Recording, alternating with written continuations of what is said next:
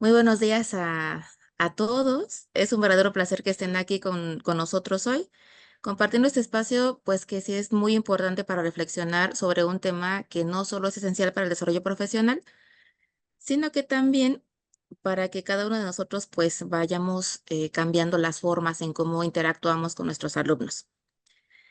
Quiero comenzar con una reflexión sencilla, pero sí un poco crucial, y tiene que ver con la siguiente pregunta. ¿Qué significa ser un buen docente en el siglo XXI?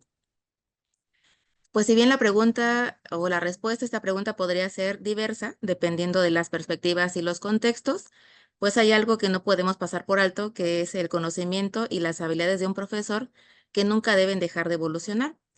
Ser docente no es un grado que se obtiene una vez y para siempre. Al contrario, ser docente es un compromiso con el aprendizaje, pues continuo, permanente, todo el tiempo. Y bueno, pues me complace mucho presentarles a nuestro invitado del día de hoy. Es un muy querido amigo mío y les voy a leer su semblanza. Antonio Milán Fitera es doctor en educación, profesor universitario, facilitador de equipos y coach personal y de directivos. Ha trabajado como directivo en varios centros de enseñanza infantil, primaria y secundaria, compaginando el trabajo de dirección con la del profesor universitario de grados de educación infantil y primaria, en el máster de formación del profesorado de secundaria y en el máster de dirección de centros educativos. Profesor y coordinador de escuelas de padres del Centro de Orientación Familiar Aula Familiar. Arquitecto por la Universidad Politécnica de Madrid, formador de directivos y docentes durante más de 20 años. Sus áreas de investigación se encuadran en la didáctica general, en la educación digital y en la prevención del acoso escolar y en la orientación sociofamiliar, sobre los que ha publicado varios artículos de investigación en libros y revistas de impacto internacional. Ha impartido también numerosos cursos, conferencias y talleres formativos a directivos y profesores de todas las etapas educativas sobre metodologías didácticas, evaluación formativa, educación digital, prevención del acoso escolar y acompañamiento personal. Actualmente él es director del Departamento de Educación de la Universidad San Pablo, CEU de Madrid. Es autor del libro Adolescentes hiperconectados y felices. Y bueno, pues el día de hoy es nuestro ponente, pues invitado. Muchas gracias por aceptar la participación y bienvenido. Muchas gracias, Karen. Muchas gracias a los organizadores del Congreso, primer Congreso Nacional de Educación, que cuando leí el nombre, Congreso Nacional de Educación y Desarrollo Profesional Docente, me alegré mucho porque es justo además el tema que voy a trabajar hoy, pero sobre todo porque me doy cuenta de lo importante que es esta idea que Karen acaba de decir y a la que agradezco mucho la presentación de ese compromiso con el aprendizaje que tienen los profesores. Pero bueno, primero, gracias a los organizadores del Congreso, gracias a la Universidad Pedagógica Nacional por invitarme y enhorabuena por este primer congreso que espero que sea el primero de muchos que ayuden a los maestros actuales y futuros a cambiar la educación en México y en todo el mundo. Gracias a Karen especialmente porque me invitó personalmente y porque tengo la suerte de contar con su amistad desde hace unos años, de que coincidimos en Madrid y tuve el honor de tenerla como alumna y disfruté de sus aportaciones y de su compañía. Y ahora de la amistad y desde el otro lado del mundo nos conectamos y nos ponemos al día de esas preocupaciones que tenemos ambos en común de la formación del profesorado. Llevo unos años formando profesores de todas las etapas educativas, acompañándoles, no solo dando cursos, sino en el día a día con observaciones en el aula, de la mano llevándoles para que ayuden a crecer a sus alumnos, ayuden a acompañar mejor a los padres de sus alumnos. Y Karen me pidió que intentara volcar esta experiencia en este tema que es la formación continua del profesorado. La formación continua del profesorado es un tema que es muy conocido, que todo el mundo, en todo el mundo es algo que es una preocupación de todos los directivos, de todos los colegios, de todos los centros de educación infantil, primaria, secundaria, también en la etapa universitaria. Todas las universidades tienen una preocupación por formar a sus profesores, no solo en las acreditaciones que les hagan investigar, sino en la formación didáctica de sus profesores. Y no son muchas las que consiguen acertar en el modo de enfocar esto. Me encuentro con muchos profesores que tienen esa pasión por educar, esa pasión que te da la vocación de servicio que tenemos todos los profesores que pisamos el aula y me encuentro entre ellos. He intentado acompañar y formar profesores sin dejar de pisar el aula, ya sea en la etapa secundaria o en la universidad. Esa pasión que tenemos, ese compromiso con el aprendizaje que acaba de decir Karen, es un compromiso también con la formación continua. Y cuando hablo de este tema me gusta empezar refiriéndome a las variables que influyen en el rendimiento académico de los estudiantes. Cuando hablo con profesores en cualquier tipo de colegio, y empiezo con esto, cuando les pregunto, me doy cuenta de si tienen el foco en algo externo que no pueden controlar o en algo interno que son capaces de cambiar y está en su mano cambiar. Y veo aquellos profesores que son conscientes de la realidad que tienen, algunas cosas no las pueden cambiar y las aceptan, y las que pueden cambiar se focalizan en ellas. Y sin embargo, me encuentro otros que pierden muchas fuerzas en, en focalizarse en temas que no pueden cambiar. Creo que una de las claves de un buen profesor comprometido con el aprendizaje de sus alumnos y por tanto con su aprendizaje es que focaliza todas sus fuerzas en las cosas, en las variables que puede cambiar. Cuando les pregunto qué variables influyen, pues salen muchas. Si estuviera allí, que eso que me hubiera gustado ir allí presencialmente, se lo dije a Karen cuando me invitó, me hubiera encantado estar allí. Ahora tengo que estar en casa, en el otro lado del charco, aquí en Madrid, bueno, y ya les aviso que estando pendientes de que mis hijos no entren a interrumpir en esta conferencia, ¿no? Cuando les pregunto, muchos de ellos me dicen la situación familiar, sí, influye. No está muy estudiado, porque es difícil estudiar eso, y no influye tanto académicamente. Los últimos estudios se refieren más a las conductas disruptivas y en concreto en determinadas situaciones que no vienen al caso. Me hablan de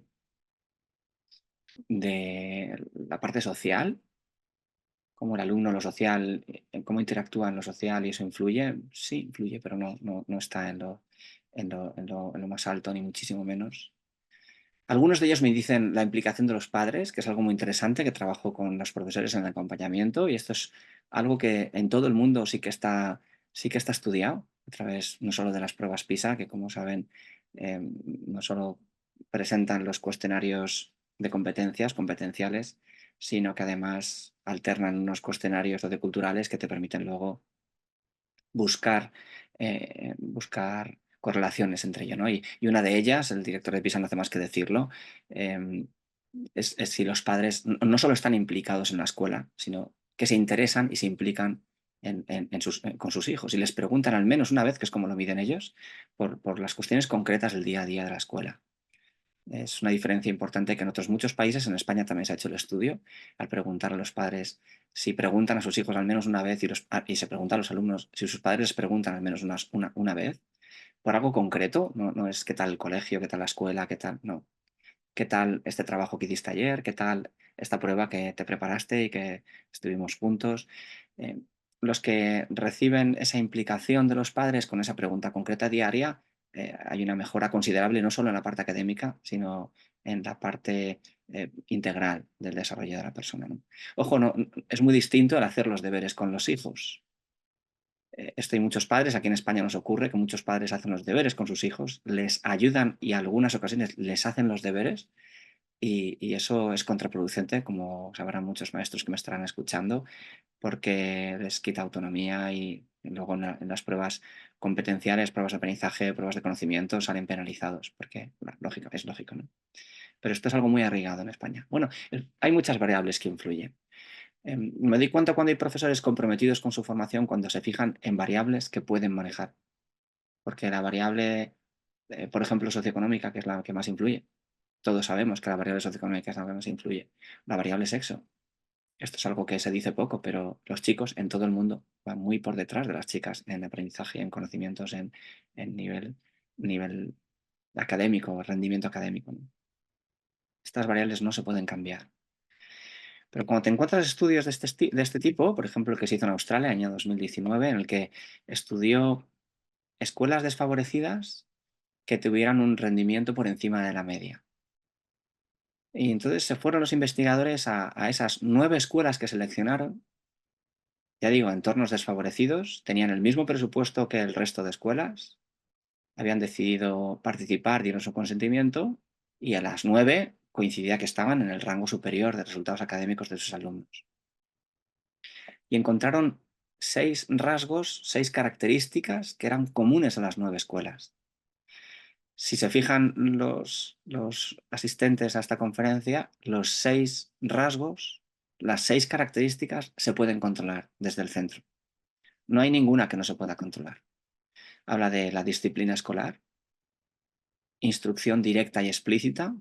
No es jerarquizado, son 6, no dicen que la primera o la segunda, son 6 que los enumeran. En el estudio se enumeran, pero explican que no está jerarquizado, no es que la primera influya más, no, dicen 6 características comunes. Instrucción directa y explícita, liderazgo escolar experimentado y autónomo, práctica basada en datos, en evidencias, en estudios, colaboración docente y desarrollo profesional, que es el tema que estamos trabajando hoy, que estoy intentando desarrollar en esta conferencia, y la instrucción integral de lectura temprana, la comprensión lectora, que todos los que nos dedicamos a la educación e investigamos un poco en educación sabemos que la comprensión lectora es una de las variables que más influye en el rendimiento académico en todo el mundo. Si quieres mejorar en tu escuela el rendimiento académico de tus alumnos, en cualquier etapa educativa, en algunas más que otras, pero en cualquiera, en todas influye, mejora la comprensión lectora de tus alumnos. Fíjense que estos 6 temas indican cómo escuelas primarias desfavorecidas pueden mejorar significativamente el rendimiento de sus alumnos sin que para ello necesiten una mayor financiación. Ahí está la colaboración docente y el desarrollo profesional. Si una escuela procura el desarrollo profesional de sus profesores, el rendimiento de sus alumnos mejora. Es algo que está muy evidenciado, y la investigación educativa ha recogido y ha consolidado de un modo fuerte, robusto, se dice en investigación educativa, em, en todo el mundo, en todas las etapas educativas. Esto es muy interesante. Esto es muy interesante. Es comprensible. Un profesor que está en mejora continua y que se desarrolla profesionalmente transmite esa mejora y esa pasión por mejorar a sus alumnos, que en el fondo es lo que más influye. En la investigación educativa sabemos que hay muchas variables que son dificilísimas de controlar. Y hay una que sabemos que funciona seguro, que es el engagement, la implicación. No es tanto implicación, pero todo lo que genere engagement en nuestros alumnos, todo lo que genere implicación en nuestros alumnos, no es exactamente engagement, implicación, pero todo lo que genere eso repercute en un beneficio para el alumno, en su desarrollo integral también, pero sobre todo en su rendimiento académico. Y el desarrollo profesional, la formación continua del profesorado es algo que toca directamente en la pasión, como se enseña. Nadie enseña de igual modo lo que lleva explicando 5 años seguidos que lo que ha cambiado, lo que ha innovado, lo que ha mejorado en didáctica y en todos los temas que yo voy a ir sacando ahora. La formación profesional docente debe ir dirigida a esto, a desarrollar su desempeño profesional como maestro. En los varios colegios en los que he trabajado como directivo, me he encargado siempre de la formación de los profesores, y siempre les hemos insistido en que tienen que realizar cursos, desarrollo profesional, lo que estoy explicando, ¿no? ¿Hay algo que les sorprendía a los profesores cuando querían participar en esos cursos, o buscaban ellos por su cuenta? Algunos los hacíamos dentro del propio colegio, otros ayudábamos a formar, ayudábamos a diseñarlos como se ha hecho ahora en un congreso entre varias redes educativas. Mm, pero cuando era internamente, nosotros teníamos una partida presupuestaria dedicada exclusivamente a ayudar a los profesores a su propio desarrollo profesional, ¿no? A su desempeño profesional, sea con cursos de didáctica especializada en las materias en las que daban, o estudios de doctorado, lo que fuera. Y les ayudamos con un tanto por ciento, mayor o menor, en función de algo que les costaba entender a veces. Es cómo repercute ese curso de desarrollo profesional que quieran hacer, si es externo. Si es interno, se supone que sí, aunque a veces no es así, pero se supone que sí está directamente relacionado con el desempeño, ¿no? Pero les pedíamos que eso que buscaban fuera, mm, como justificaran que eso iba a repercutir en la mejora de sus alumnos. Y a algunos les costaba demostrarlo. Y ahí es cuando les insistía y les decía, entonces, ¿merece la pena hacer este curso? Porque debe ir dirigido a que un maestro sea mejor maestro en todas sus dimensiones, que son muchas. Yo creo que esta es la clave, que todo lo que se haga, y este congreso es una muestra de ello, repercuta directamente en la mejora del desempeño profesional de un docente. A mí se me ocurre en varias dimensiones. La primera, la didáctica, que todos los maestros en todo el mundo reconocemos como algo esencial de nuestro modo de impartir clase. La didáctica. Los maestros que me escuchen y que han estudiado educación entenderán perfectamente que esto es importante, pero en España se produce una circunstancia que me consta que ocurre también en muchos países del mundo, y es que los profesores de secundaria no se habilitan directamente para ser profesores, sino que hacen su propia licenciatura de físicas, de historia, de lo que sea, ¿no? Y luego hacen un máster habilitante, que es un máster de un año de duración que hacen a veces mientras trabajan. Yo doy clase en ese máster y me imagino que muchos de los que me oyen también lo harán o habrán recibido esas clases, esa habilitación. Eh, pero se queda muy corto. Con lo cual te encuentras en secundaria con alumnos de 12, 13, 12 a 17 años, profesores que no han estudiado muchos temas de psicología del aprendizaje, psicología del desarrollo, didáctica general, fundamentos didácticos, didácticas específicas de su materia. Se dan por encima algunas, en ese máster habilitante, algunas cuestiones, pero no se puede entrar a fondo. Es un año de duración y con lo que supone estar trabajando a la vez, en muchos casos se hace así, trabajando a la vez que haciendo este máster habilitante. Claro, en didáctica, los maestros de infantil y de primaria en España y en otros muchos países del mundo sí que tienen esta formación y se nota mucho, porque dan la importancia eh, que tiene la didáctica. En secundaria muchos profesores, a partir de los, como digo, de 12 a 17 años, en la universidad ya, vamos, con mucho más motivo, y que explican como les han explicado a ellos, sin considerar si aquello está, si aquel modo de enseñar está contrastado, está evidenciado empíricamente como positivo en el aprendizaje de los alumnos. No, le han dado clase así, lo que vieron que les gustó y que les sirvió lo hacen, lo replican, lo que vieron que no les gustó no lo hacen. Eso no es trabajar una didáctica basada en evidencia. Yo defiendo una educación basada en evidencia.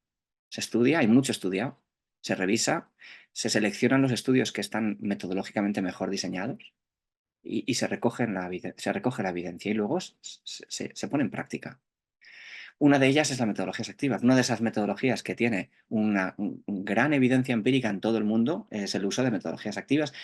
Ojo, cuando están bien aplicadas. Porque conozco muchos profesores que sin saber aplicarlas bien, las aplican y claro, hablan, eh, eh, bueno, van en contra de esa evidencia empírica que demuestra que cuando se hace bien, el aprendizaje basado en problemas, el aprendizaje basado en retos, aprendizaje basado en proyectos que muchos o la mayoría de los maestros que me estén escuchando habrán implementado en sus aulas, ¿no?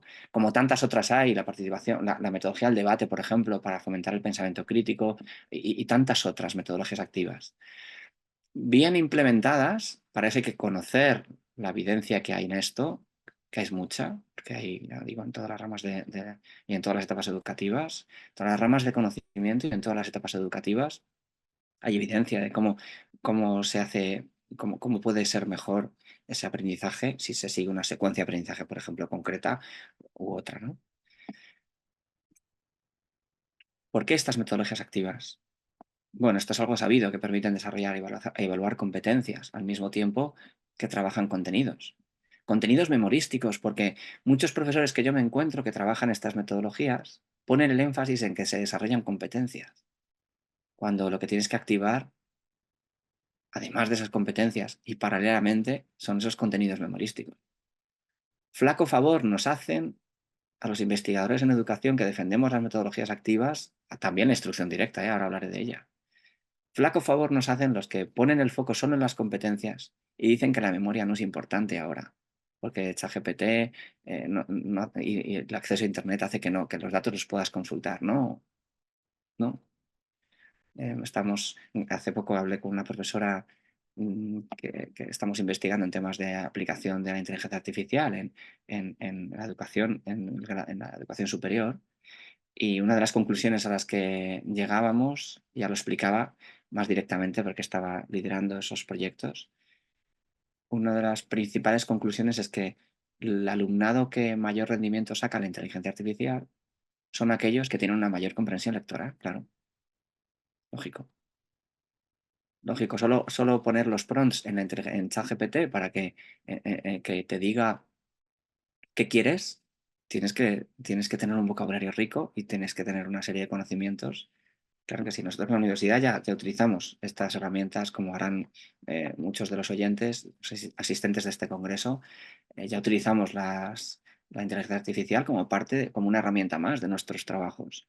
Lógico, les decimos que nos digan qué versión utilizan y les pedimos lo que queremos y una parte del análisis del trabajo es qué prompts le has ido dando a la inteligencia artificial para que te vayas obteniendo esos textos, qué preguntas has hecho para mejorarlo y luego cómo has evidenciado de todo eso qué es más relevante y qué es menos relevante e incluso no es nada relevante porque ha cogido una fuente que no es nada fiable. Al principio se lo inventaba, ya no se lo inventa, es bastante fiable, muchas cosas son muy fiables. Como habrán comprobado muchos de los asistentes, si saben de un tema mucho y preguntan a una buena herramienta, lo que te obtienes está bien, está muy bien, en algunas ocasiones está muy bien. 10 referencias internacionales del tema en el que esté uno más al día y las 10 referencias internacionales con mayor impacto, pues muchas de ellas son muy relevantes, ¿no? En cualquiera de los casos, la dicotomía entre memoria y competencias en las metodologías activas no debería ser tal. Y sin embargo, me encuentro muchos profesores que como ponen el énfasis solo en las competencias y no saben bien implementar las metodologías activas, reabren ese debate. Porque para de verdad implementar metodologías activas hay que remover contenidos, hay que actualizar, activar contenidos previos y meter conocimientos nuevos. Y que para eso necesitamos la memoria. Colocan al alumno en el centro, mayor implicación, por supuesto. Si está bien diseñada la secuencia de aprendizaje, insisto en esto, ahora hablaré un poco de esa secuencia de aprendizaje. Si está bien diseñada, es mucho más efectiva una metodología activa con respecto a la enseñanza tradicional basada en una clase magistral, en la adquisición de competencias profesionales y metacognitivas, desarrollo del pensamiento crítico y la aplicación del conocimiento teórico y metodológico, entre otras muchas, que como bien saben los presentes, son procesos cognitivos de orden superior en la taxonomía de Bloom. Benjamin Bloom, 1956, en la Escuela de Chicago, consiguió clasificar y sacar esta clasificación, esta taxonomía de Bloom con un grupo de investigadores muy grande. No es esta que pongo en pantalla, esta es la revisada, que en el año 2001 uno de sus discípulos, Anderson, con otro grupo de investigadores, desarrolló. Cambió los sustantivos por verbos, los desmenuzó, también cambió un poco el orden. Observen que es un rectángulo en el que no hay una jerarquización, no es una pirámide en donde muchas veces se ve muchas personas que explican la taxonomía de Bloom y creo que es un error de concepto, ¿no? Es una clasificación con diversos niveles de complejidad, pero no es una jerarquización por el aprendizaje, por ejemplo, porque comprendiendo se aprende menos que creando, no, eso no es así, ¿no? De hecho, en los estudios, en los documentos iniciales, en los originales, no se emplea nunca una pirámide. La taxonomía de Bloom es la base de muchas leyes educativas en muchos países. En España, las situaciones de aprendizaje, la ley educativa actual, está basada en la taxonomía de Bloom, en procurar activar en los alumnos procesos cognitivos de orden superior. Muchos profesores actualmente siguen haciendo recordar y comprender nada más y aplicando en todo caso a sus alumnos, en todas las etapas educativas, insisto, infantil con sus 3, 4, 5 años, primaria 6, 11, 6, 12 aquí en España, secundaria o en la educación superior, universitaria. Cuantos más procesos cognitivos de orden superior actives con una experiencia de aprendizaje, con una situación de aprendizaje, más rico, profundo y significativo será el aprendizaje de esos alumnos. Y para activar todos esos procesos cognitivos hay que pensar y diseñar muy bien las situaciones de aprendizaje. Esto, que es conocido en todo el mundo y es la base de muchas leyes educativas, hay muchos profesores de muchas etapas educativas que no lo saben. Y creo que todo lo que sea formarse por aquí es bueno. Formarse en la secuencia de aprendizaje de una metodología activa me parece especialmente interesante.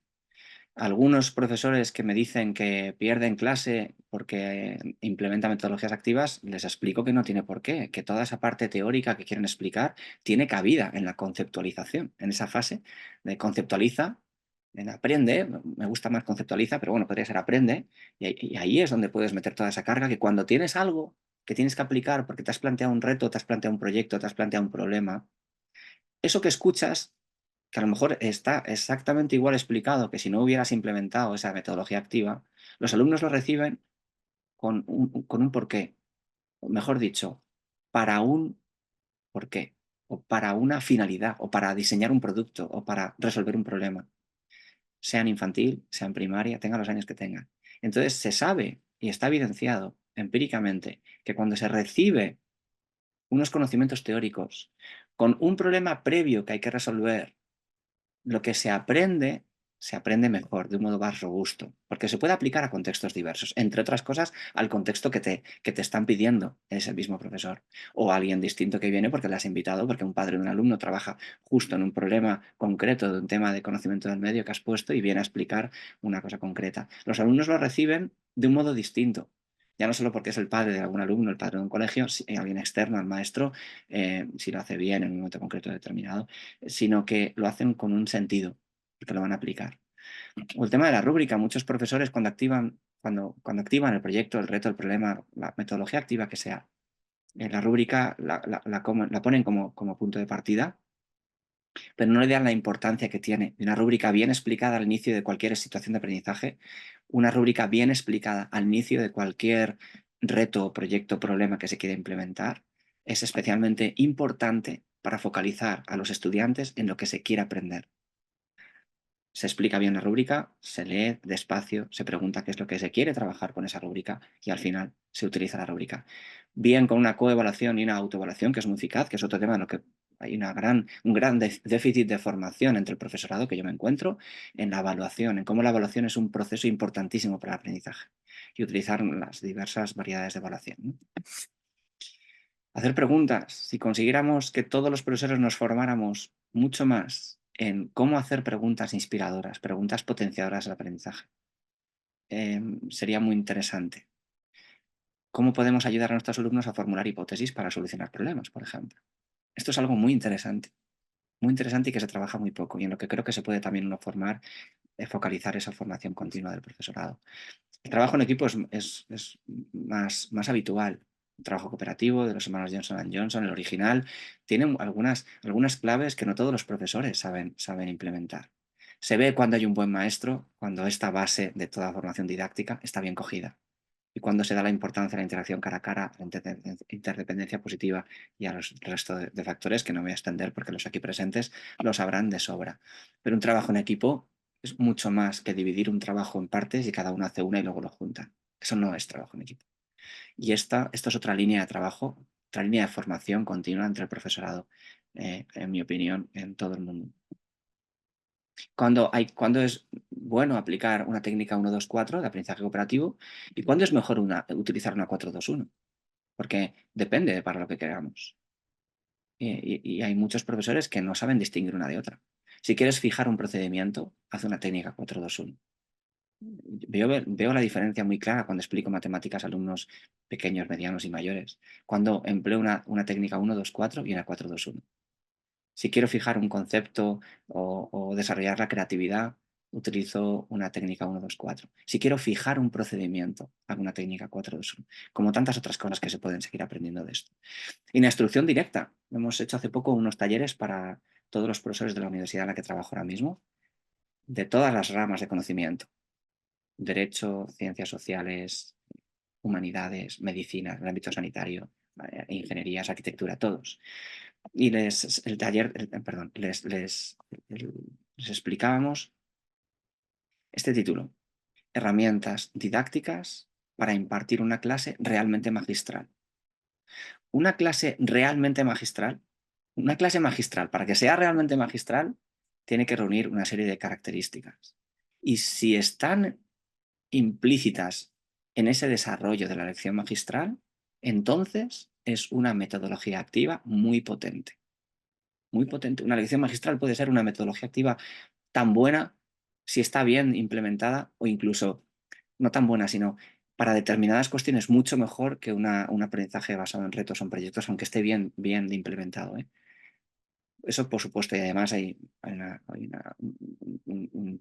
una solidez, una robustez en la eficacia de la instrucción directa en el aprendizaje, que es, ahí está, uno de los rasgos de esas escuelas australianas desfavorecidas estaba ahí, la instrucción directa. Muchos profesores se pasan, en mi opinión, por otro extremo, y es aplicar en sus clases solo metodologías activas, sin caer en la cuenta de que la instrucción directa bien implementada es también una metodología activa. Hay universidades que han apostado solo por las metodologías activas, han diseñado los grados con todos los currículums en función de un aprendizaje basado en proyectos. Y en mi opinión creo que es un error. Creo que es un error porque la mezcla y la combinación de todas esas metodologías en función de los objetivos y las competencias que quieras desarrollar es lo que produce un aprendizaje verdaderamente significativo y profundo en nuestros alumnos. Esas herramientas didácticas creo que son muy interesantes porque están basadas en la psicología cognitiva y en las ciencias del aprendizaje que están desarrollándose muchísimo en los últimos años. Y creo que esa formación continua del profesorado es muy interesante que vaya también por esta línea. Por ejemplo, cómo afrontar el reto de la atención que ahora mismo tenemos en nuestros alumnos adolescentes. No tanto en los de infantil, la primera, en la inicial, sino más en los adolescentes. En los preadolescentes, 10, 11, 12 años, y en los adolescentes 12, 13, 14, 15, 16, y en los primeros años de la universidad. Es un verdadero reto. Esa formación continua dirigida a esas herramientas para conseguir atraer la atención, no haciendo malabares ni cosas raras, sino utilizando herramientas didácticas contrastadas, es muy interesante. O a favorecer la práctica de la vocación. Ahora hablaré un poco de eso. Facilitar la conexión de conocimientos nuevos con conocimientos previos que yo tengo que activar en mis estudiantes, que es psicología del aprendizaje, saber cómo aprendemos, saber cómo estructuramos nuestras clases y que dependiendo de esa estructura se aprenderá más o menos, porque aprendemos de un modo. Y cómo conectamos los conocimientos previos con... Nunca un profesor que sepa bien de psicología de aprendizaje puede empezar un temario diciendo ayer nos quedamos aquí, ahora partimos de esto. Los verdaderos maestros que me escuchen saben bien lo que estoy explicando, como al inicio se hace una activación cognitiva y se conectan conocimientos previos, se activan, mejor dicho, conocimientos previos para que los nuevos que yo voy a implementar en ese rato, en esa media hora, una hora, 50 minutos, lo que esté establecido, los conocimientos nuevos se enganchen a esos conocimientos previos para que queden mejor asentados en la memoria. O introducir el feedback constructivo, ¿no?, de un modo efectivo, sabiendo cómo funciona o qué características tiene la evaluación formativa. La evaluación formativa ahora mismo en todo el mundo es de los temas que más demandan los profesores. En ese entender que la evaluación no es solo una nota que yo pongo al final, la evaluación sumativa. La diferencia con la evaluación formativa que está dentro del proceso de enseñanza y aprendizaje. Creo que también la formación continua del profesorado debe ir a mejorar esa evaluación formativa y, en concreto, a otorgar ese feedback constructivo que depende de cómo lo des, puede retroalimentar el aprendizaje o puede perjudicarlo, porque hay mucha evidencia empírica dirigida a feedback mal dado y que repercute en un aprendizaje negativo, en un abandono, en la asignatura o en el temario, una menor motivación. Y cuando dar un feedback de un modo u otro, porque hay una formación previa y luego una formación continua que recibes, me parece uno de los puntos también más importantes. Vuelvo a la práctica de la vocación.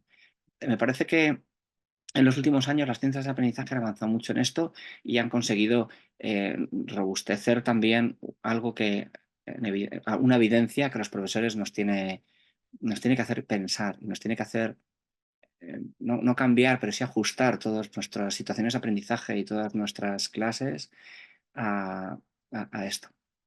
Es la práctica de la vocación. Cómo en nuestras clases magistrales o en la implementación de metodologías activas cómo favorecemos la práctica de la vocación en nuestros alumnos.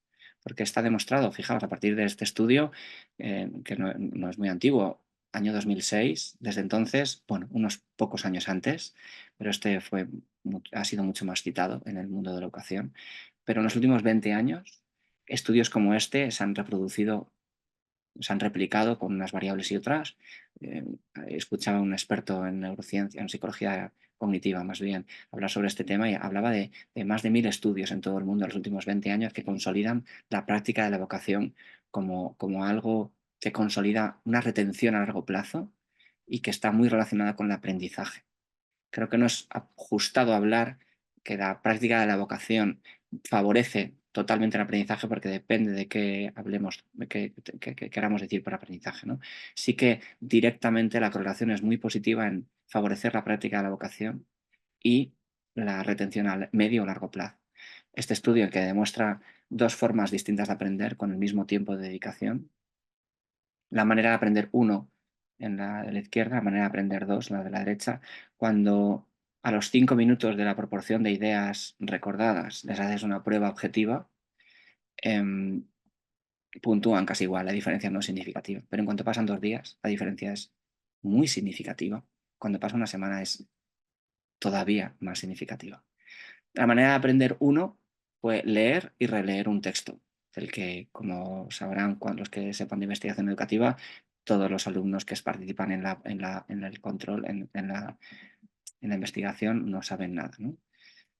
Se cogen temas que sean muy específicos y que no haya, y los alumnos que sepan por circunstancias particulares, porque justo su padre trabaja en algo de eso y sabe, se les quita de ahí, ¿no? De la muestra. La manera de aprender uno era leer ese texto y releer ese texto.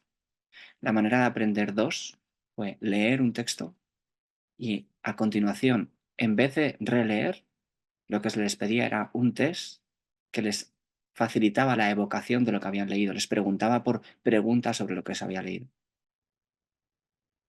Fíjense en los asistentes la diferencia a corto plazo. El alumno que estudia el día antes, a corto plazo, no se nota. Y los que están entrenados en estudiar el día anterior probablemente saquen mejores resultados. Pero lo que todos evidenciamos con el tiempo es que los que han estudiado de memoria solo los días antes, leyendo y releyendo y utilizando la memoria mecánica visual para repetirse los textos, ya no solo no cayendo en la comprensión, sino de aquello que muchas veces ni saben del todo la comprensión de aquello que están estudiando, memorizando, ¿no? Sino utilizando la práctica de la vocación. Si consiguen la práctica de la vocación, al cabo de los días, meses, me atrevo, bueno, no sé si años, pero me atrevo a decir que con un tiempo prolongado, los que han estudiado solo de un modo memorístico, repitiendo, repitiendo, repitiendo, tiene una diferencia muy, muy clara entre los que han estado evocando. Mejor dicho, con respecto a los que han estado evocando.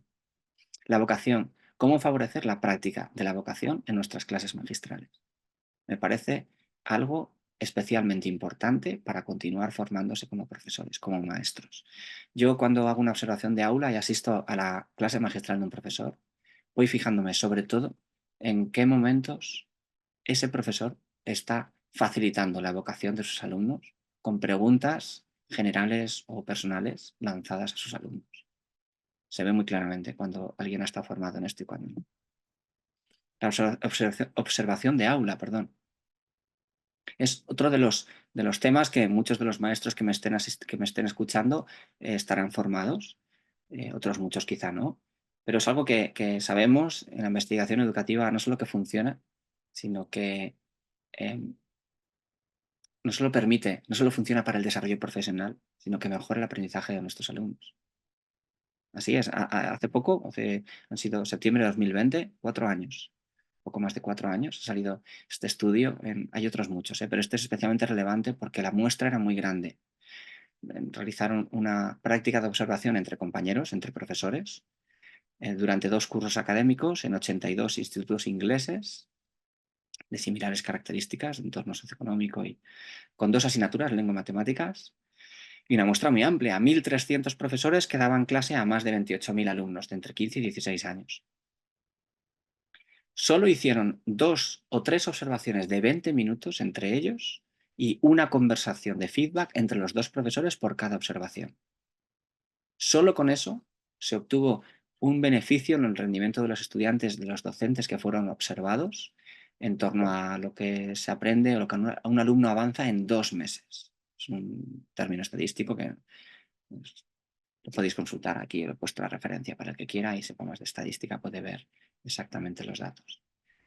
Esto es muy interesante y más interesante es que no solo salieron beneficiados los estudiantes de los docentes que fueron observados, sino que también mejoraron en su rendimiento los alumnos de los profesores que realizaron esa observación a sus compañeros. De hecho, en el estudio se explica que mejoraron más los alumnos de los profesores que realizaban la observación, más incluso que los alumnos de los profesores que fueron observados, aunque la diferencia entre ellos no era significativa y por eso no se constata como una conclusión robusta, ¿no? Esto es muy interesante.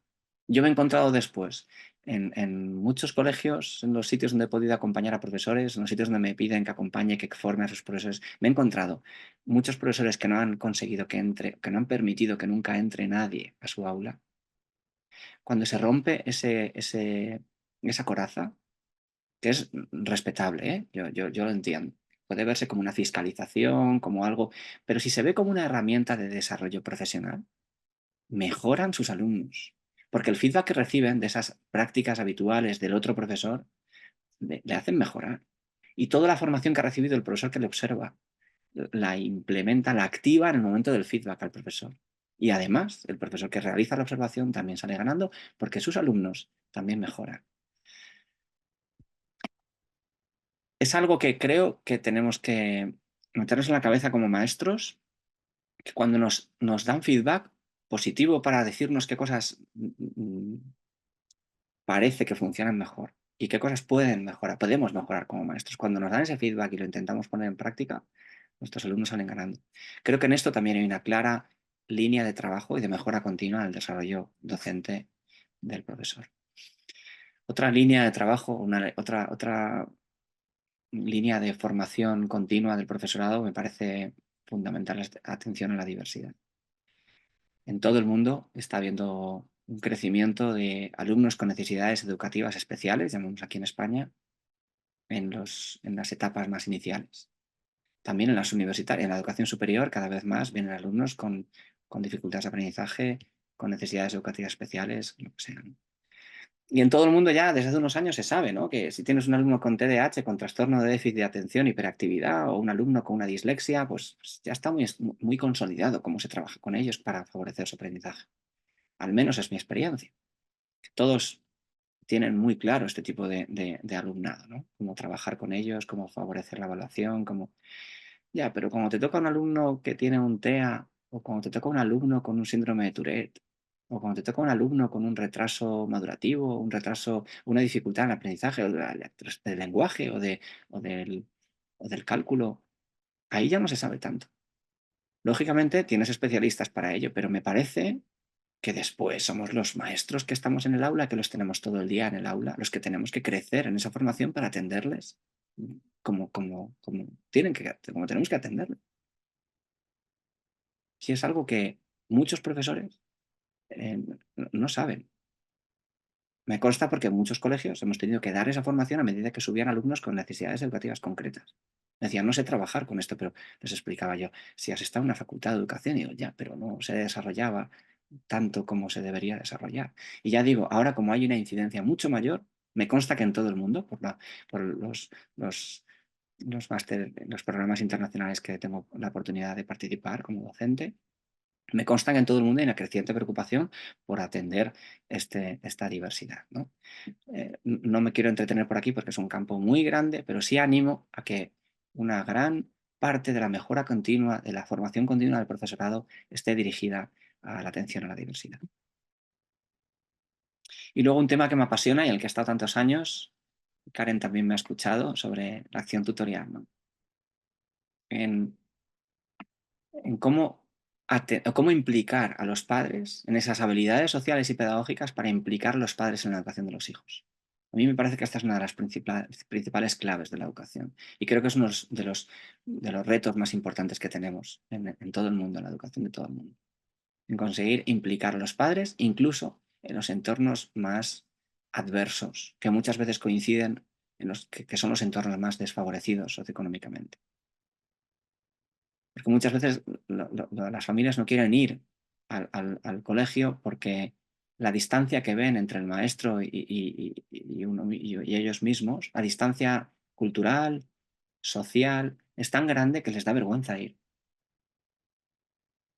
Sin embargo, si estamos en otro entorno, a veces van con una disponibilidad distinta, con una actitud distinta. Disponibilidad no es la palabra, con una actitud distinta, y es al revés, mirando por encima del hombro. Es difícil encontrar un término medio. Me he encontrado los dos extremos. Familias que no quieren ir, como digo, porque les da vergüenza por la diferencia de cultura, a veces no saben leer y les da vergüenza ir a... Y otros, sin embargo, van en entornos más favorecidos, más altos económicamente, que les miran por encima del hombro porque la profesión docente está mal valorada. En cualquier caso, cualquiera de las situaciones que acabo de decir y otras tantas que conocemos los que damos clase desde hace años, las técnicas, habilidades, herramientas para conseguir implicar a los padres en la educación, para trabajar juntos, me parece que es fundamental. Y en esto hay un gran déficit de formación en todo el mundo, porque me consta que los grados de educación en muchos sitios del mundo, donde enseñan a los futuros maestros, no le dan la importancia que deberían. Yo, como jefe de estudios que he tenido que trabajar y contratar a muchos profesores, muchas veces les he preguntado, ¿qué sabes de esto? Y me dicen que nada. Y les da miedo y ven a los padres como el enemigo. Cuando das ese cambio en tu cabeza y consigues ver a los padres no como enemigos, sino como factor decisivo para el aprendizaje, para el desarrollo, más que para el aprendizaje, para el desarrollo, para el crecimiento, para la mejora del alumno, que son sus hijos. Cuando das ese cambio en tu cabeza, entiendes que sin ellos no se puede trabajar. Y haces lo posible para trabajar junto a ellos. Y entonces de verdad vuelcas toda tu cabeza, vuelcas todo tu desarrollo profesional en ayudarles a educar a sus hijos. Porque en la escuela estamos para ayudar a educar a los hijos de los padres que deciden traer a nuestra escuela o les ha correspondido por lo que sea. Ser profesionales de la entrevista. Esto que en psicología se trabaja mucho. En psicología se trabaja mucho la entrevista y en otras herramientas. Yo, la certificación, la formación que recibí para certificarme como coach personal, ejecutivo de equipos, directivos, fueron muchas horas. Yo la echo de menos en las facultades de educación. Ahora que tengo oportunidad de intervenir en los grados de educación que estoy trabajando, allí hemos metido mucha carga de esto. Nuestros alumnos, desde primero hasta cuarto que salen, gradualmente van trabajando la habilidad, estas habilidades sociales, esa competencia de implicar a los padres en educación. Y acaban examinándose de un caso que traemos la ECOE, la Evaluación de Competencias Objetiva y Estructurada, traemos la ECOE del ámbito sanitario al mundo de la educación. Y ponemos actores, que a veces son padres, son profesores como tú del departamento que no les conocen o de otro departamento, los traemos con una situación familiar simulada y ellos tienen que hacer la tutoría en tercero o en cuarto curso y tienen que aplicar todo lo que hemos trabajado en clase y se graban y se ven y hacen una rúbrica y forma parte de su evaluación competencial, evaluación de final de grado que tienen que superar, ¿no? Esto en muy pocas facultades se hace y creo que una parte de la mejora continua del profesorado debe ir dirigida aquí, a trabajar herramientas de acompañamiento. Si no os gusta la palabra coaching, si no les gusta a los que me están escuchando, pongan acompañamiento, que me parece que refleja mejor lo que un maestro debe hacer con sus alumnos, acompañarles y acompañar a los padres, a que ayuden a sus hijos a crecer. Que sean profesionales líderes en la comunicación. Se trabaja también poco en la comunicación. En un colegio que tuve la oportunidad de trabajar, una de las primeras cosas que hice fue un curso de hablar en público. Trajimos a un profesional, a todos los profesores de mi equipo, todos. Porque había una parte que no sabíamos comunicar bien, con lo cual los padres recibían un mensaje distinto y el prestigio de la escuela era peor del que teníamos. Y cuando pusimos el foco en la comunicación, en esas herramientas de comunicación para hablar en público, para escribir, para transmitir mensajes en la agenda a los hijos más pequeños, para escribir un correo bien, para en una reunión de padres grupal trabajar bien los contenidos que se pretendían trabajar y dar los mensajes que se deben emitir, que es mucho hablar de comunicación empática y de la gestión de quejas. Y empezamos a trabajar con Rosenberg, la comunicación no violenta, los que lo hayan trabajado, que me están escuchando, lo sabrán, qué poder tiene la comunicación no violenta de Rosenberg en ese libro de Un lenguaje de vida, qué poder tiene para los tutores. Rosenberg era uno de los principales mediadores en conflictos bélicos en todo el mundo.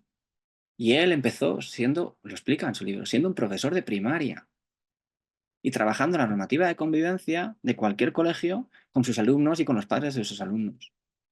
Y de ahí, después, estructuró un lenguaje de vida, sistematizó un lenguaje de vida, que es la comunicación no violenta, que cuando te lo explican dices, si lo hubiera sabido antes, cuántas horas de trabajo con padres me hubiera ahorrado.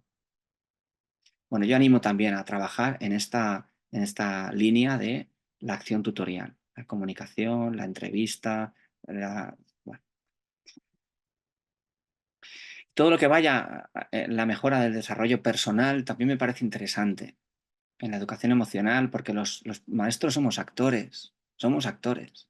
Tenemos que aprender, por ejemplo, a explotar en el aula poco a poco y no ir de 0 a 100 en 0, y el alumno se queda confuso diciendo qué ha pasado aquí, ¿no? No, voy a aprender a explotar mínimamente de un modo controlado, poco a poco, aprender a hacerlo. Y eso tiene mucho de autoconocimiento, de autoconciencia, de trabajar la inteligencia interpersonal.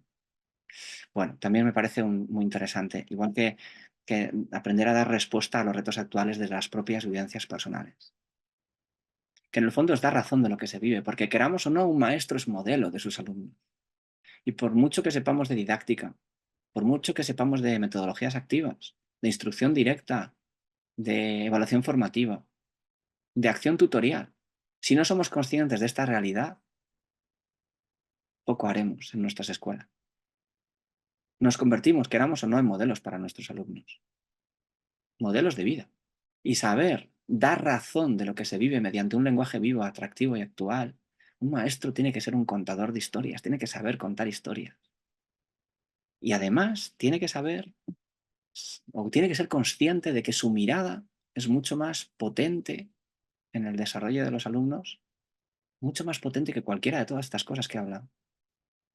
La mirada del maestro transforma a las personas, una mirada positiva, esperanzadora, una mirada que resuma en cualquier circunstancia esta idea.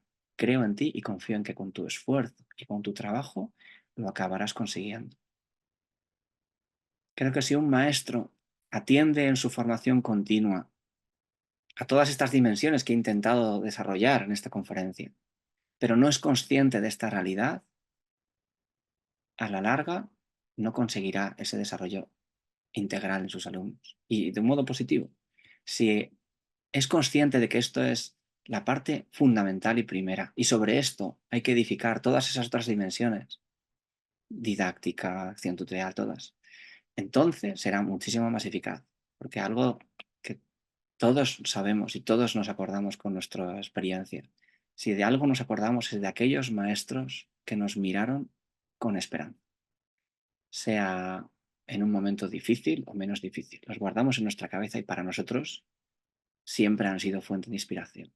Si somos conscientes de esto y trabajamos también nuestra mirada, he trabajado muchas horas he dedicado a trabajar la mirada del maestro con profesores uno a uno, en sus comentarios, en el modo de dar feedback, en el modo de corregir.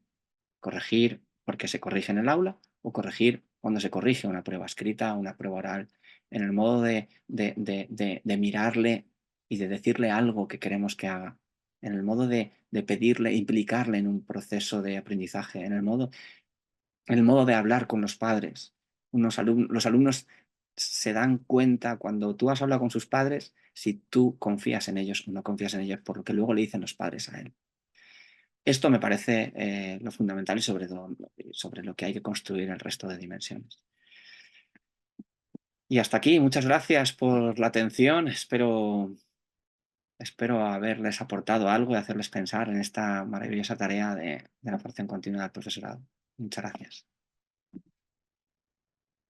Muchas gracias a usted. Y para los participantes, pues abrimos el espacio de preguntas. Si alguien quiere hacer alguna participación, podemos ocupar el chat o inclusive pueden levantar la mano si quieren hacer su cuestionamiento, pues más directo.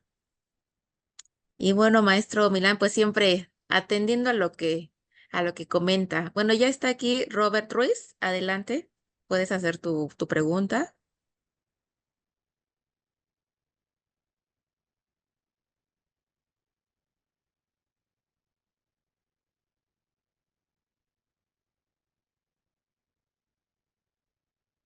Yo no escucho, pero no sé si está hablando.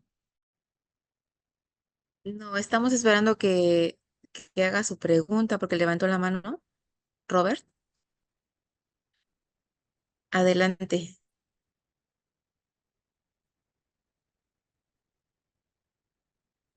Solo activa tu micro y ya te di acceso.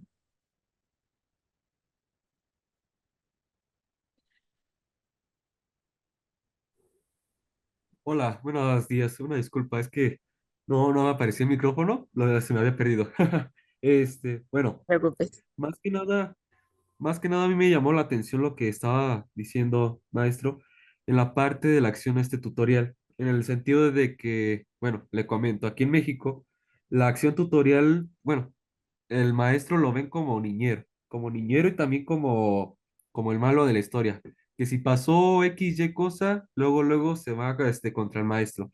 Entonces, ¿cómo podemos propiciar esa acción, acción tutorial si tenemos si se tiene esa idea en lo que es en la familia? Gracias. Aquí nos pasa igual, ¿eh? En España nos pasa lo mismo. La culpa siempre es del maestro. Y los padres vienen a quejarse por las cosas que ocurren, sea en el aula, sea en el patio, incluso a veces en casa, ¿no? Porque hemos dicho tal o cual cosa, porque esto creo que ocurre en todo el mundo, por lo que luego he tenido la oportunidad de hablar con directivos y profesores de todo, de todas las partes del mundo. Que he tenido la oportunidad, ¿no? De trabajar el acompañamiento y la acción tutorial en colegios en África, en Estados Unidos, en Europa, en Australia, en todos lados. Bueno, yo creo que es un reto eso. Yo creo que es un reto. Ya lo he dicho, que me parece un reto. Y cuando viene una familia y nos ve con ese punto de vista, se trata de conseguir ganarse la autoridad. Y ganarse la autoridad a una familia que te ve así es más complicado. Lo entiendo. Pero ahí está el reto. En saber con nuestras palabras, con nuestros hechos y con nuestras acciones, hacerle entender que estás ahí para ayudar, que tienes una formación profesional muy considerable, muy relevante y, y que la pones al servicio de ellos, ¿no? Mi experiencia es que cuando vienen, tú les atiendes y solucionas la primera queja que tienen de un modo profesional y salvado ese primer escollo, esa primera dificultad, entras a otros temas, los padres te reciben mejor. Otros que no. Otros que atiendes la queja, atiendes lo que dicen ellos que tienes la culpa, lo atiendes del mejor modo posible y no, resulta que no puedes entrar a nada. Pero mi experiencia es que en muchas ocasiones sí. El problema es que muchos docentes, sin darse cuenta, pueden ponerse a la misma altura y entrar en una guerra dialéctica de quién tiene la culpa, ¿no? O de defensiva, que yo no tengo la culpa de esto, ¿no? Y esto lo he entrenado yo con muchos profesores durante mucho tiempo y con el tiempo, después, con las horas trabajadas, ellos mismos reconocen, ¿no? Que si no entran a la batalla dialéctica en un primer momento, ni entran a la defensiva, sino que aceptan una situación y es que te miran así. Los padres te miran así. Acepta esa situación. No procures cambiar lo que no puedes cambiar. Cambia lo que tú sí puedes cambiar, que es lo que tú puedes hacer para hacer entender a esos padres que estás para ayudar. Cuando los padres se dan cuenta de que tienes mucha formación para ayudarles, precisamente porque ayudas a su hijo, y les dices, por ejemplo, que tú lo que haces con sus hijos o con su hijo es intentar transmitirle esperanza, porque está desorientado, está confuso, está inseguro y piensa que no lo va a conseguir, no lo va a conseguir. Cualquier edad, ¿eh? En este caso concreto estoy hablando de un niño de 11 años. Los padres venían con esta mentalidad. Y recuerdo que el maestro le hacía entender lo que estaba haciendo él, lo que estaba haciendo él para que su hijo se diera cuenta de que era capaz. Y los padres le echaban la culpa al maestro de que no, de que no, de que no, aquí en el colegio no, sus compañeros no, el maestro no estaba consiguiendo que el alumno se creyera que podía acabar, que podía conseguir superar esa asignatura. Y el maestro, con mucha formación, porque tenía mucha formación en todo esto que acabo de explicar, em, les fue haciendo ver las cosas que sí hacía él con su equipo de profesores. Y al cabo de 2, 3 reuniones, los padres entendieron que, y lo reconocieron así en la entrevista con él, que no lo estaban haciendo igual. Y que, entre otras cosas, el padre era el que le decía al hijo, si es que no lo vas a conseguir, le decía unas cosas que le hacían mucho daño. ¿No? No lo vas a conseguir, cuando estés tirado en la calle vendrán tus hermanas a salvarte, a darte de comer, porque tú te vas a quedar muerto de hambre. Pero al ver el padre cómo trabajaban en la escuela, recapacitó, se dio cuenta de que lo estaba haciendo mal, lo reconoció en la tutoría, en la reunión con el maestro, y cambió una actitud. Me parece que el foco está perdón, la solución está en poner el foco en lo que sí puedes cambiar aceptando una situación. Y no digo que sea fácil ni mucho menos, ¿eh? Pero tampoco ocurre solo esto en México, ocurre en muchas partes del mundo y aquí en Madrid también ocurre. ¿Qué más? Ok, Diana, gracias. Diana dice, Tenemos creo también que la sí pregunta es. de Karen de Estefanía. También Diana Martínez está ahí. Pero Karen, que hable Karen y luego contestó Diana. Ok. Diana, ¿te escuchamos? Diana ha escrito Diga, en o el Karen. chat. Karen es la que Karen, está, eso es. Karen Estefanía, adelante, que ha levantado la Ujú. mano. Venga.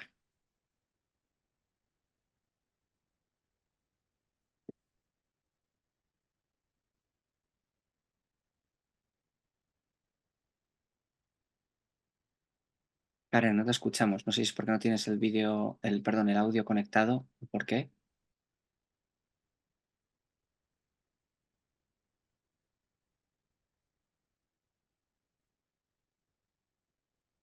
O avanzamos con la pregunta de Diana.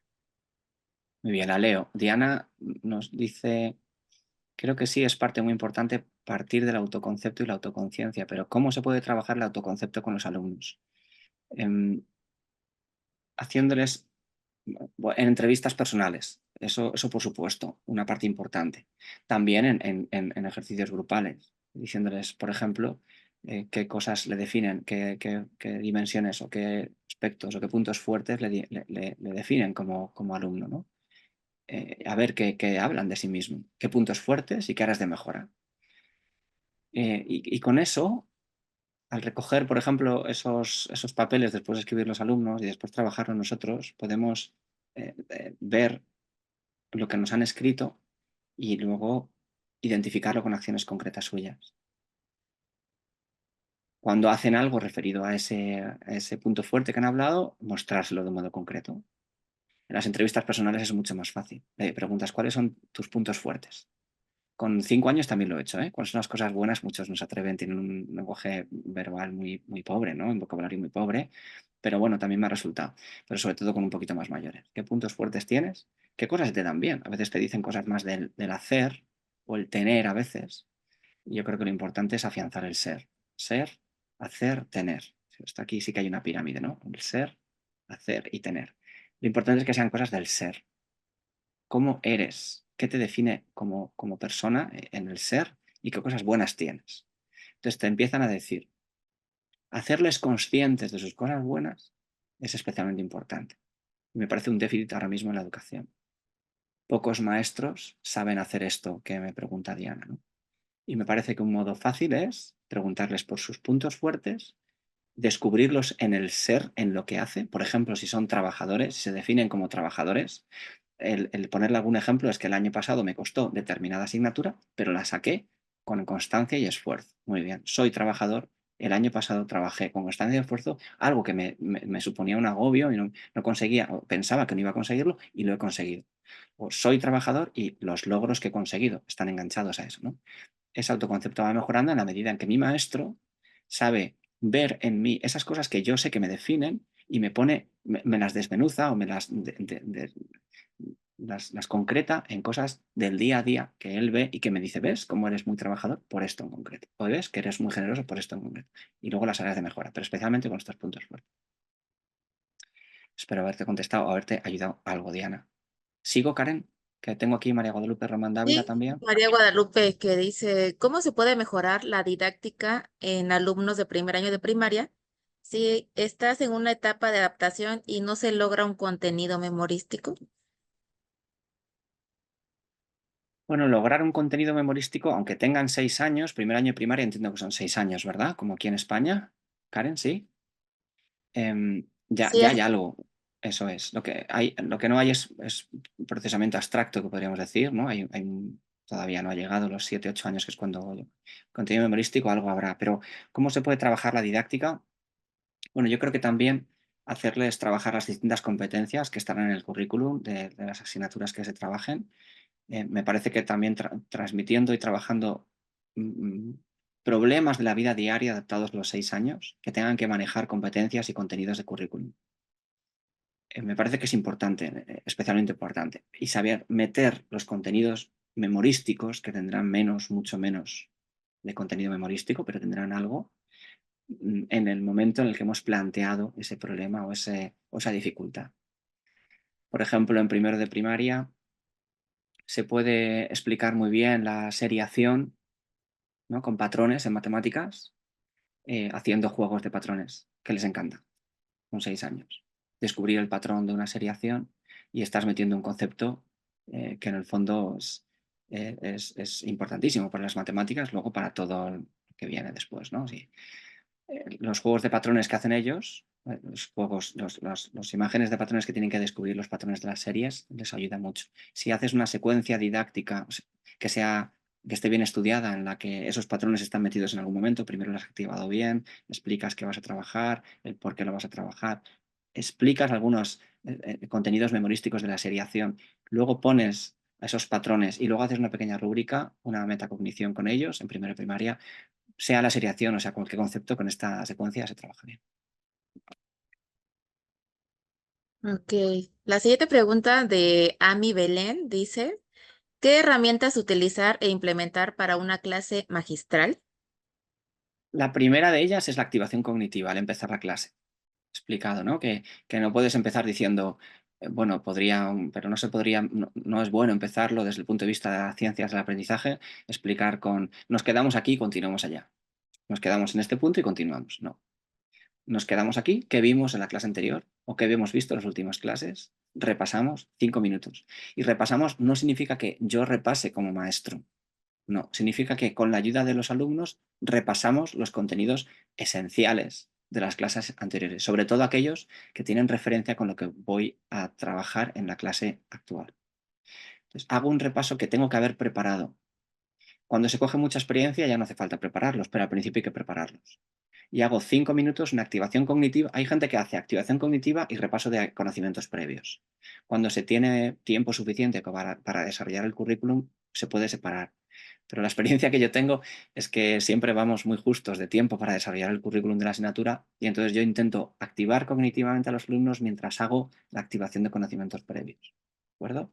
Si son pequeñitos, se puede hacer una pequeña activación cognitiva separada de los conocimientos previos, haciendo algunos movimientos. Recordad que siempre es mejor algunos movimientos cruzados para que los hemisferios se activen de un modo más eficaz y se puede hacer una pequeña activación motora, ¿no?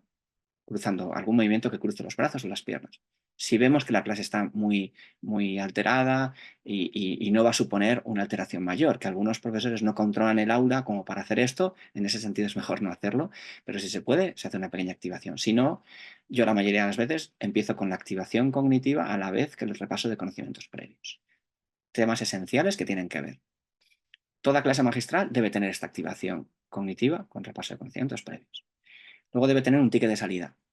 Ticket de salida que por ejemplo, facilite la evocación de los conocimientos nuevos Si puede ser incluso conectados a los previos, en algunas preguntas tipo test, con respuestas que están muy bien escogidas, las que son falsas, porque tiene que pensar el alumno por qué es falsa, no tienen que ser absurdas. Muchos profesores no tienen conocimientos, no pasa nada, no los quiero juzgar, no tienen conocimientos de cómo desarrollar preguntas tipo test, pero tan importantes son las verdaderas como las que no son verdaderas. Si quieres meter cosas que ellos tienen que razonar por qué no son verdaderas, ¿no? Por ejemplo, 5 preguntas tipo test de los 5 contenidos esenciales. Ticket de entrada, por así decirlo, activación, ticket de salida. Y luego en el proceso de la clase magistral, algunas facilitaciones de la evocación. Y esa conexión con los conocimientos previos que explicamos y sacando o poniendo ejemplos de contextos diversos a aquel conocimiento nuevo que estoy poniendo, que estoy explicando. Cuantos más variados sean los ejemplos, cuanto más variado sea el contexto en el que pongo los ejemplos, mejor es para el aprendizaje. Así que si doy un conocimiento nuevo, pregunto a qué lo puedo enganchar a alguno de mis alumnos. ¿Esto? ¿Hemos estudiado algo parecido a esto? Me dice un alumno, otro, sí, ¿por qué? Por esto, por esto. Y ahí, ¿se os ocurre ejemplos de esto? 1, 2, 3 ejemplos de contextos diversos. Si no los tengo yo preparados, los explico y continuamos. Y luego un ticket de salida. Al menos esas 3 son interesantes para diseñar bien una clase magistral. Hay otras muchas, pero no me da tiempo más ahora. Ok. Karen, a ver si ya puedes activar tu micrófono para que te escuchemos. Hola, ¿qué tal? Buenos días. ¿Ya me escuchan? Sí, Ya. Ah, perfecto. Es que me tuve que cambiar de celular. Pero bueno, trataré de ser breve. Mi pregunta es acerca de la metodología de proyectos. Acá, pues en México, obviamente, estamos trabajando con la nueva escuela mexicana, que es el trabajo a través de los proyectos. Pero ahorita comentaba el doctor, o al menos lo que yo alcancé a percibir, fue que pues las metodologías deben de ser variadas. Nada más que hay mucha renuencia, no tanto en docentes, sino más bien yo lo veo como en los superiores, por ejemplo, en supervisores, en jefes de sector o jefas de sector, que dicen, no, pues si la metodología con la que se tiene que trabajar es por proyectos, solamente vamos a trabajar por proyectos. Entonces cierran las posibilidades a seguir trabajando, por ejemplo, con ciertas secuencias didácticas, con talleres, con otro tipo de metodologías que en lo personal creo que son muy enriquecedoras. Entonces, no sé, doctor, si podría darnos algún consejo sobre cómo mediar esta parte. O sea, sí, la ley, por llamarlo de alguna forma, nos dice la metodología, pues tiene que ser por proyectos, porque incluso hasta nos dice en la parte de cómo enseñar la lectura y escritura, pues es un método global, ¿no? Todo esto ya nos da estas pautas.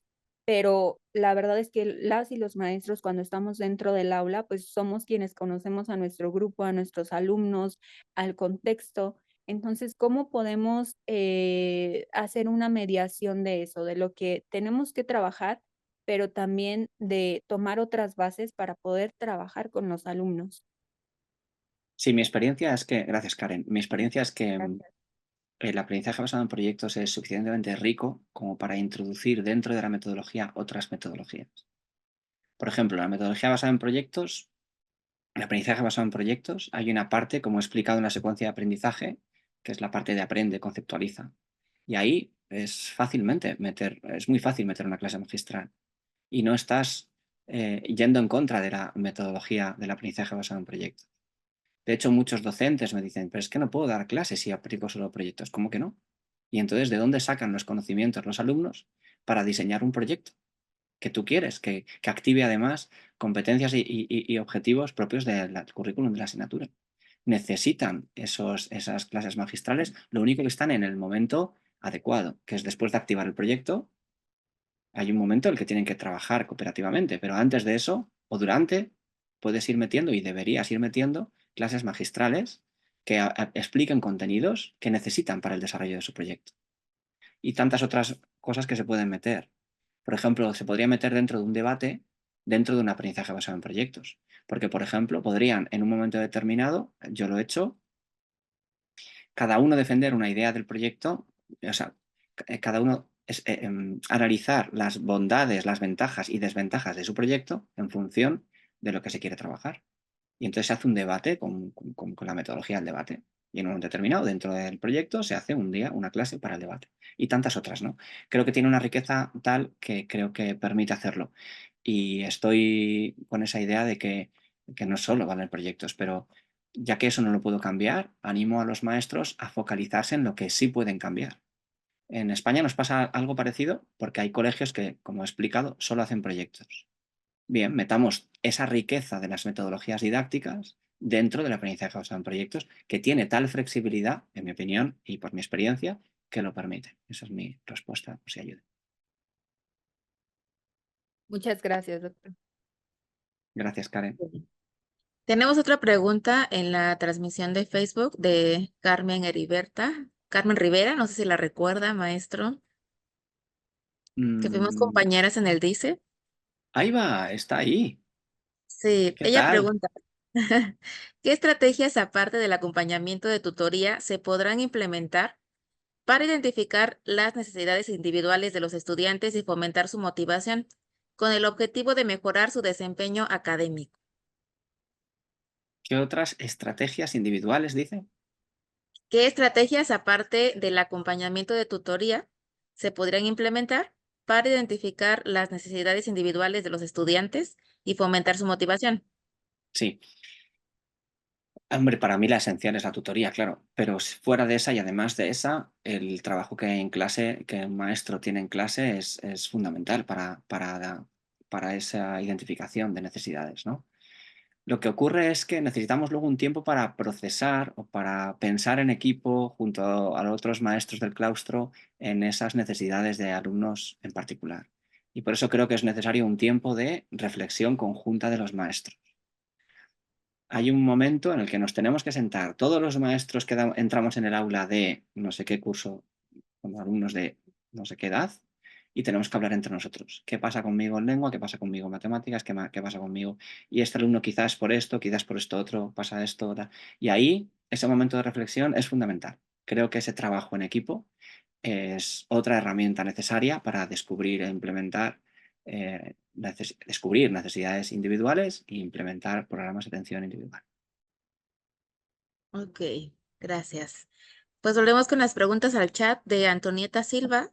Ella escribe, ¿cómo se ha trabajado la evaluación formativa en las metodologías activas con los padres de familia para que comprendan el proceso de aprendizaje de los alumnos y no se enfoquen solo en la calificación?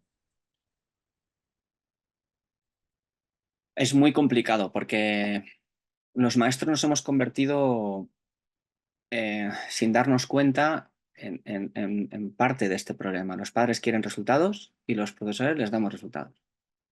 Y entonces es complicado. Recuerdo, no acompañé yo a este claustro, pero recuerdo que lo acompañó un compañero. Un claustro de segundo de bachillerato en España es un curso especialmente intenso porque hacen la evaluación, la EBAU, que es la evaluación de la prueba de acceso a la universidad. Es un año especialmente difícil, traumático para todos los que, yo lo recuerdo todavía, para todos los que pasan por ahí, ¿no? Pues en segundo de bachillerato, preparándose para la prueba de evaluación y de acceso a la universidad, un profesor y un equipo de profesores, pero en concreto uno, profesor de química, habló al inicio de del curso con todos los padres y les dijo, no vamos a tener notas numéricas hasta el final de curso. Mientras tanto, os voy a dar un feedback cualitativo de todo lo que estamos haciendo, los ejercicios de química, las teorías de química, todo un feedback cualitativo.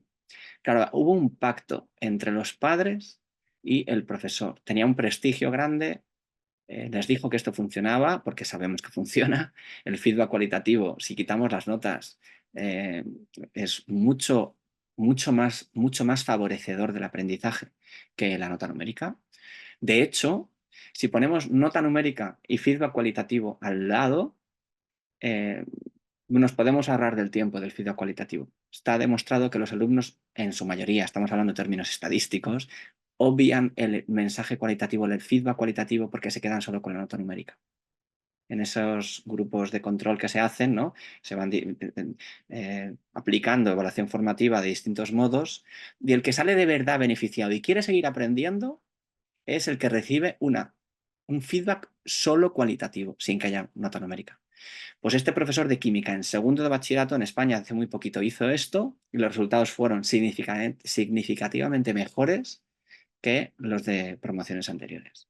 Pero claro, tienes que hacer ese pacto con los padres, porque es verdad que si no, te piden su dosis de, no sé, droga, es muy difícil decir, es muy duro decirlo, ¿verdad? Pero su dosis de notas, porque desgraciadamente nos hemos convertido en eso, en los maestros, en los que alimentan ese sin darnos cuenta y con la mejor de nuestras intenciones, ¿no?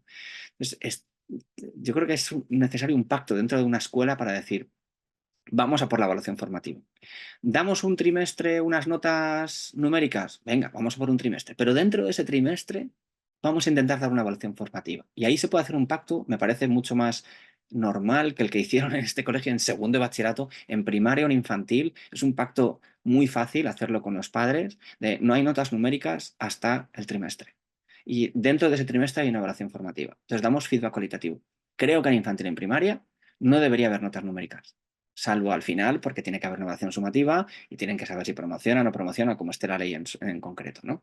Pero es mucho más potente el feedback cualitativo. Y si en la reunión inicial de curso con los padres se explica bien y se explica la evidencia empírica que hay, que habla de la mejora del feedback cualitativo respecto a la nota numérica, los padres se van a fiar de ti, si lo haces bien.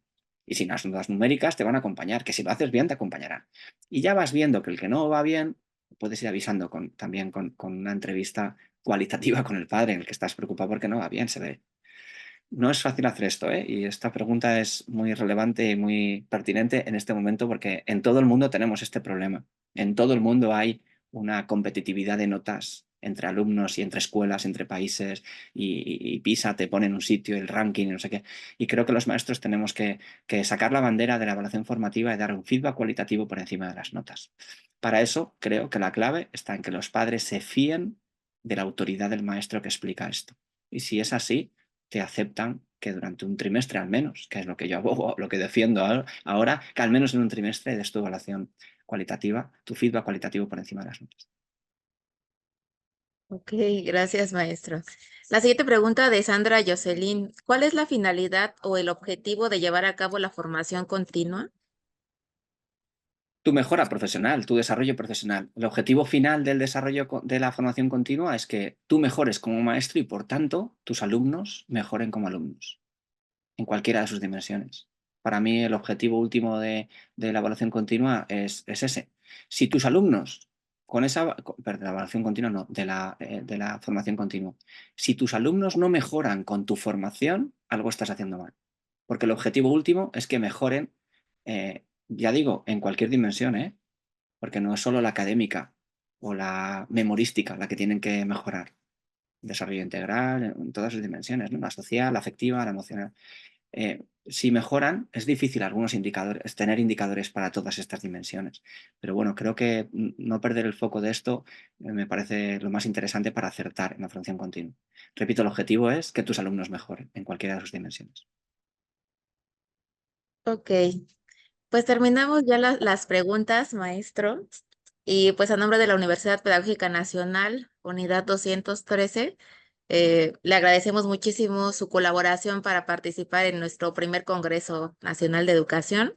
Claro, esperando que en las posteriores actividades académicas pues pueda acompañarnos y qué mejor que ahora sea presencial, que yo espero que sí, claramente. Entonces ya estará visitándonos en México para pues, recibirlo. Lo haré encantado, hoy me he quedado con muchas ganas de poder estar allí presencialmente y poder participar de este congreso que además tan buena pinta tiene y tan interesante me parece para la formación de los profesores. Muchas gracias.